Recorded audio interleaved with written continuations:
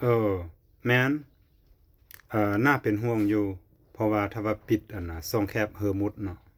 อยู่ประเทศอิหร่านดนเป็นเวลาหลายเดือนนะซึ่งมันจะเฮ็ดให้น้ำมันโลกขาดแคลนไปประมาณ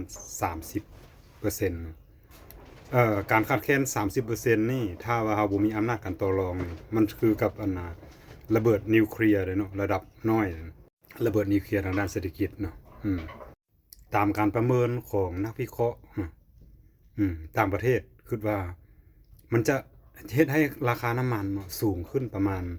150ถึง200US ดอลลาร์ต่อบาร์เรลเนาะและก็ตามแจ้งการรัฐบาลไทยเนาะน้ำมันในคลังสำรองอาจจะอยู่ได้ประมาณ6เดือนเนาะแล้วก็ห้ามการส่งออก